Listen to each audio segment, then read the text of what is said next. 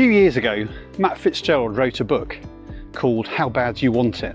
All about fitness, sports, competition, and the huge part mental toughness plays in sport and just generally getting fit. And in this video, we're going to look at one of the key things that I think is one of the most important things to make sure you can get fit and stay fit.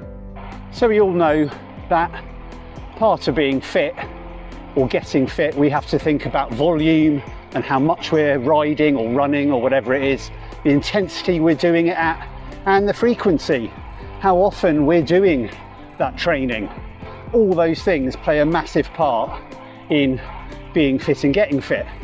And on top of that, there's things like training plans, and following a plan is going to really help. And being consistent is a massive part of that, along with nutrition. And are you eating right? And are you eating in a sensible manner that befits someone wanting to get fit? And of course, then there's recovery. And are you recovering well? Are you sleeping well? Loads of things to take into account when you're trying to be fit and maximize your health. But on top of that, in my mind, there's one thing that in a way rules them all, and that's discipline. And when I say discipline, I'm talking about self-discipline and the ability to do something even when you don't really want to. So with all those other things I mentioned, if you haven't got discipline to do them, they're worthless. And it's going to be so much harder to get fit and stay fit if you don't do those things consistently. There's so many times you might be saying to yourself, I'd rather not do that. You know, you could be feeling really tired, had a hard day at work, or you'd rather stay in bed another half an hour. All sorts of reasons why not to do the training. And it's self-discipline that will get you out of bed and out riding. And the big question is, of course, how do you get or improve your self-discipline? Maybe you are one of those people that finds it very hard, or you work hard for a month or two and then you give up. You know, the classic going to the gym in January and then not really going much for the rest of the year. As I said, there are some things we can do to help.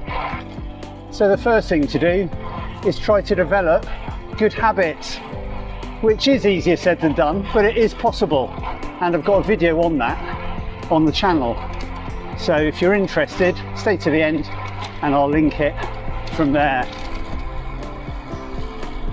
But one thing is setting yourself up for success. So for example, getting your kit ready the day before, making sure your bike is ready, your tyres are pumped up, all those things. So all you've got to do is get your kit on, get out on the bike, and you're riding. Similarly to that, it really helps if you're doing it with other people. So if you've got a riding buddy who you can ride with, that's a great way to give you that incentive to get out and ride, knowing someone else is waiting for you. It's always easier to develop small habits first and then build on them. So, as I said, one habit could be getting your kit ready, getting out the door. You've created a habit. If you can keep doing that, then you can worry about what you're actually doing when you're outside. You could also, if you can afford it, get a coach or even a training plan. And by having that, it gives you that incentive to carry on doing what you're doing. And you're accountable either to the plan or to your coach who wants to spend money on those things and then not do it. Or whatever you do, creating that discipline where you do it even though you're not feeling particularly good really is going to make the biggest difference to your fitness, and you'll find yourself yo-yoing much less and being able to see decent gains. So what do you do to keep yourself disciplined and keep you training even if you don't want to? See if you can drop it in the comments below so we can all learn from it. So I hope you found the video useful and interesting, and until next time, bye for now.